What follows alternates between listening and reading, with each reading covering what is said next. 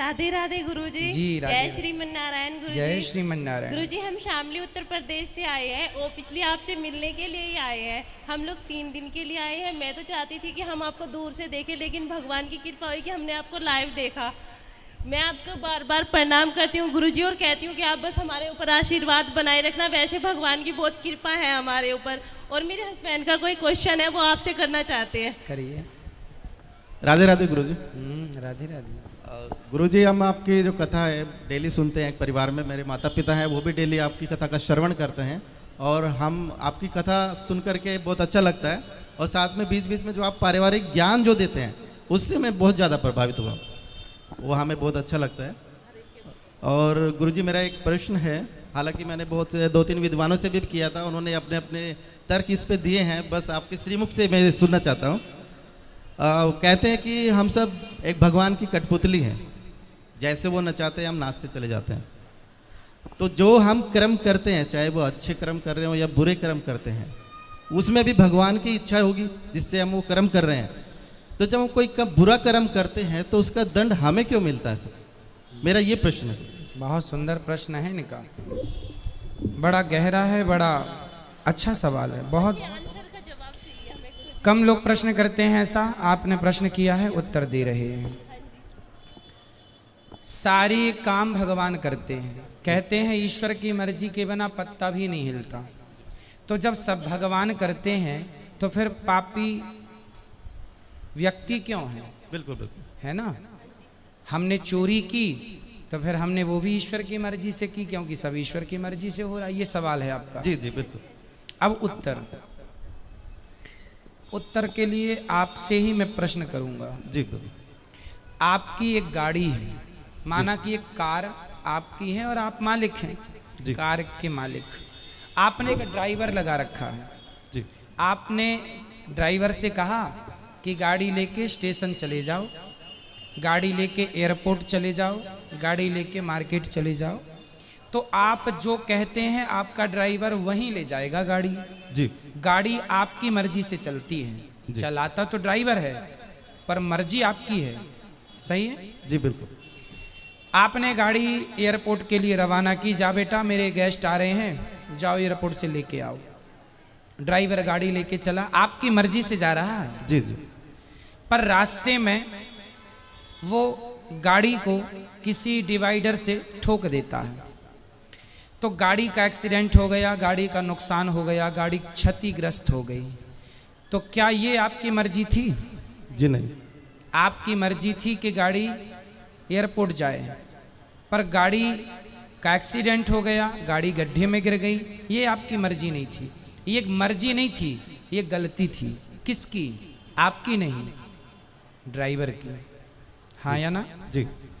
Driver के पास दोनों थे, एक्सीलेटर भी था और ब्रेक भी था। क्यों नहीं हिसाब से गाड़ी चलाया? क्यों डिवाइडर पर ठोक दिया?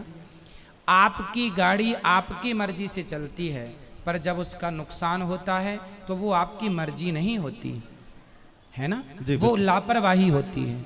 उसी प्रकार ये संसार भगवान की ओर से चल रहा है, मालिक भगवान है, हम लोग केवल ड्राइवर हैं। हमारे पास ईश्वर ने विवेक दे रखा है।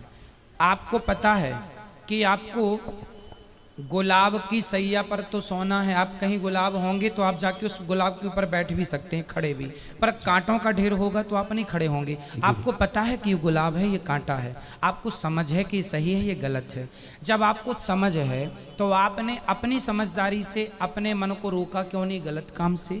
ईश्वर की मर्जी से संसार चल रहा है। आप और हम सबकी मर्जी में ईश्वर की मर्जी है, पर हम जो गलत निर्णय लेते हैं उसके लिए ईश्वर ने हमें स्वतंत्र, गाड़ी आपकी है, मालिक आप हैं, लेकिन ब्रेक एक्सीलेटर आपने ड्राइवर को सौंप रखा, भाई जहां जरूरत पड़े दबाते रहना।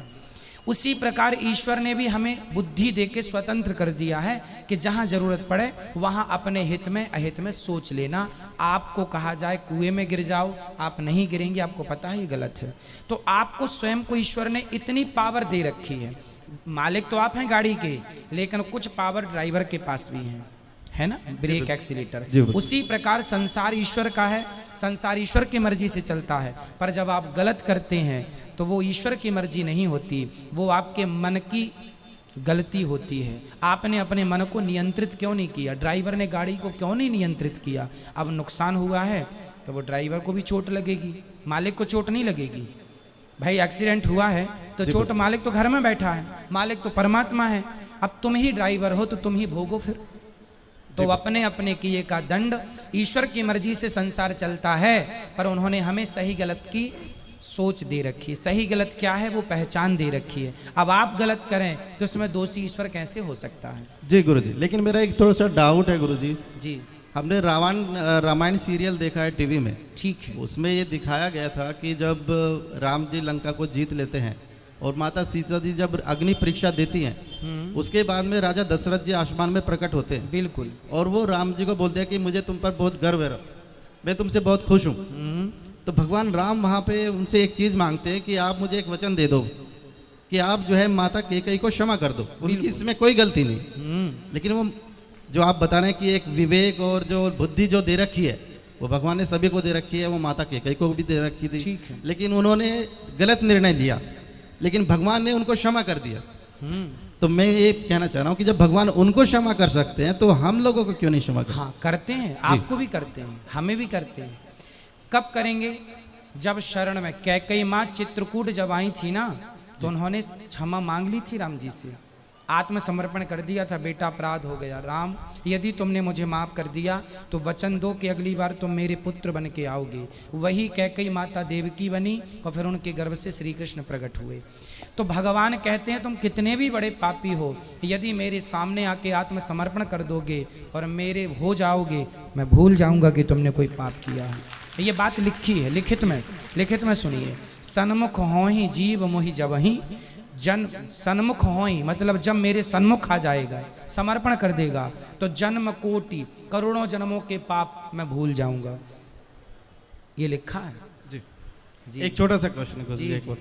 हमने सुना है कि धर्म बहन होती है, लोगों से कहते सुना है कि ये हमारी धर्म बहन है। ठीक है। ये भी सुना है कि ये हमारी धर्म पत्नी है, लेकिन हमने ये कभी नहीं सुना कि ये हमारे धर्म पति है। ऐसा क्यों सर?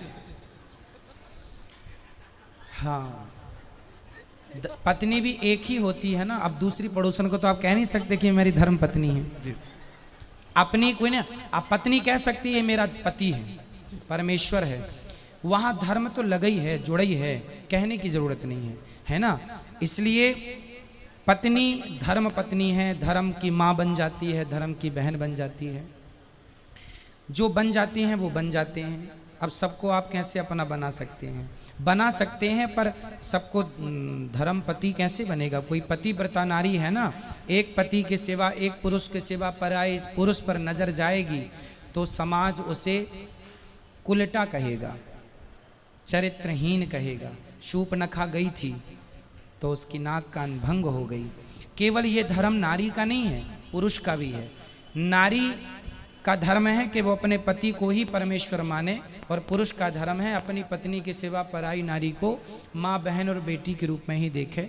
यहाँ वहाँ देखने की जरूरत नहीं है। ठीक है, धन्यवाद गुरुजी, बहुत बहुत धन्यवाद। खुश रहिए, खुश रहिए।